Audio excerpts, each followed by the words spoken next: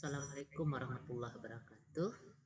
Baiklah, pada video kali ini kita melanjutkan dasar pemrograman C dan C++ yang kedua, ya. Nah, kita akan melihat macam-macam header pada C dan C++. File header yaitu file yang berisi deklarasi fungsi dan definisi konstanta. Berupa file judul sudah disediakan di C. File-file ini mempunyai ciri berekstensi .h. File-file header ini biasanya dipanggil menggunakan fungsi include.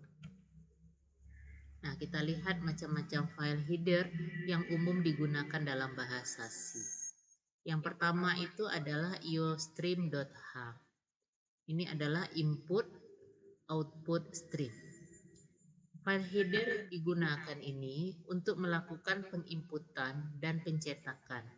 Diperlukan pada program yang melibatkan objek cout. Perintah yang digunakan adalah sin untuk penginputan dan cout untuk pencetakan. Yang kedua headernya adalah stadio.h, yaitu standar input output, ya.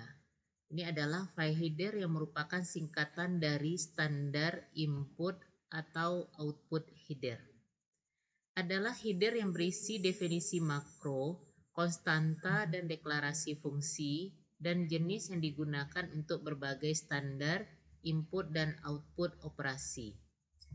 Perintah operasi yang digunakan adalah scanf untuk penginputan dan printf untuk pencetakan. Kemudian header yang ketiga adalah conio.h. Ini adalah merupakan singkatan dari konsol input output. Header ini digunakan untuk membuat teks antar muka pengguna. Diperlukan bila melibatkan CLR/SCR atau clear screen, yaitu perintah untuk membersihkan layar. Perintah yang digunakan menggunakan conio ini adalah CLR/SCR untuk menghapus layar, kemudian gauge yaitu untuk menahan tampilan daripada output.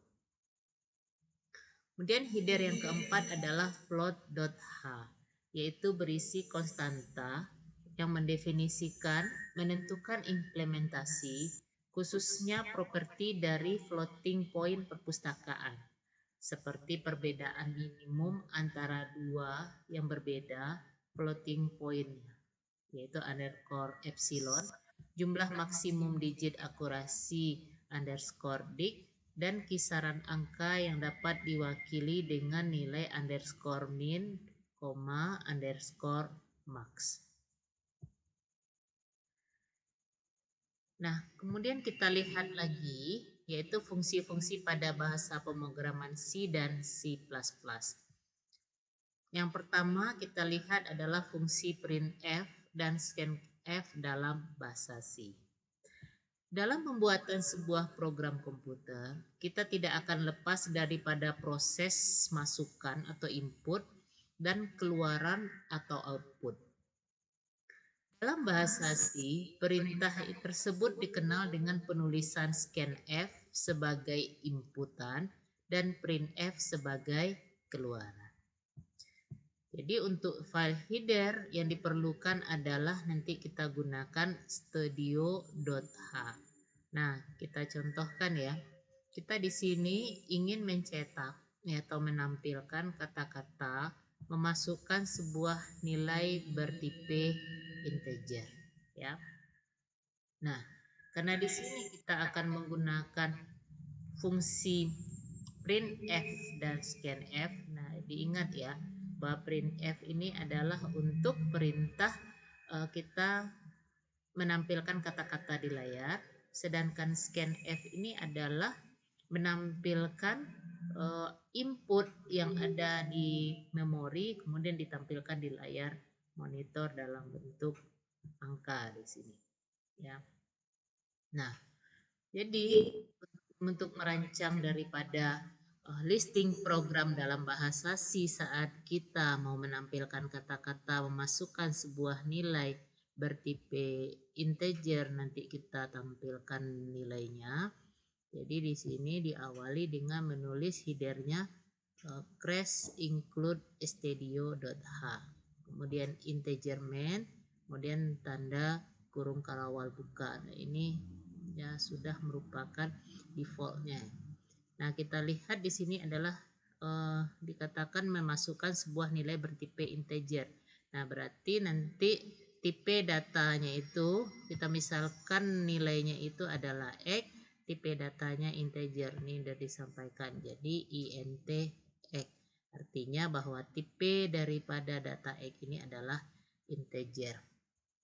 Nah, kemudian kita ingin menampilkan di layar monitor kata-kata masukkan sebuah nilai bilangan bulat sama dengan.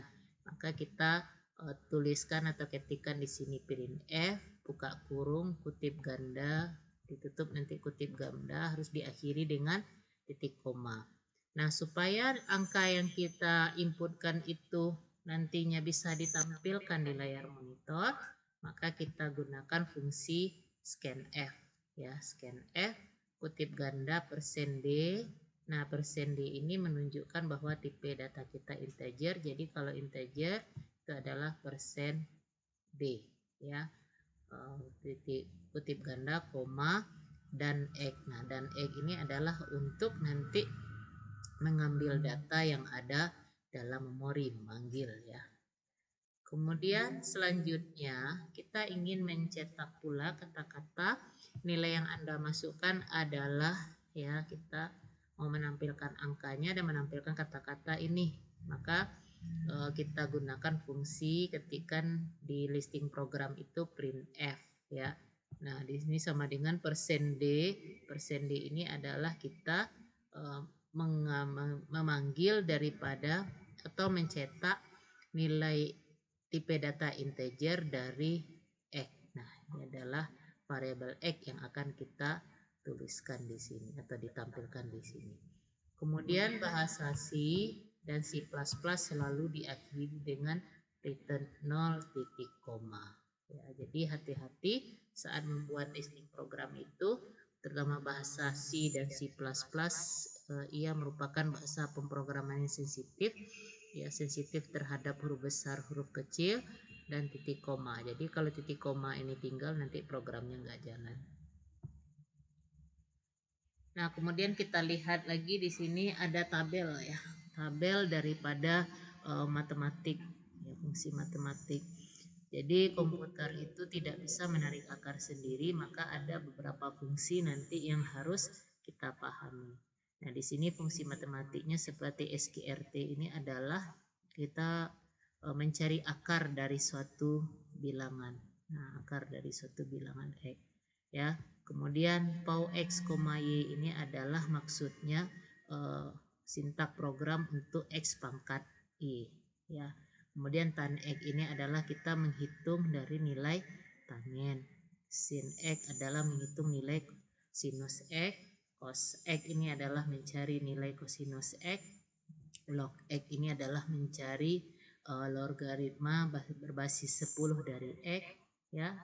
Maaf, ini log x ini adalah logaritma natural, ya. Nah, sini log 10 x ini baru kita mencarikan nilai logaritma berbasis 10. Kemudian si up adalah kita menentukan nilai absolut daripada x yang tipe datanya di sini adalah integer. Kemudian f up di sini adalah kita menentukan nilai absolut dengan tipe datanya float, ya. Nah, nanti seperti yang saya sampaikan bahwa tipe data kita itu kalau dia berupa bilangan bulat atau integer, maka kita ketikkan nanti %d atau %i, ya. Kemudian %o ini adalah untuk tipe bilang bulat dalam bentuk oktal berbasis 8 tanpa diawali oleh 0. Kemudian %u ini juga untuk integer, tandanya undecided, ya. Kemudian %c ini adalah tipe data untuk karakter. %s ini adalah tipe string, ya. String ini adalah kumpulan daripada karakter. Contohnya itu nama kita, ya, nama kita itu adalah kumpulan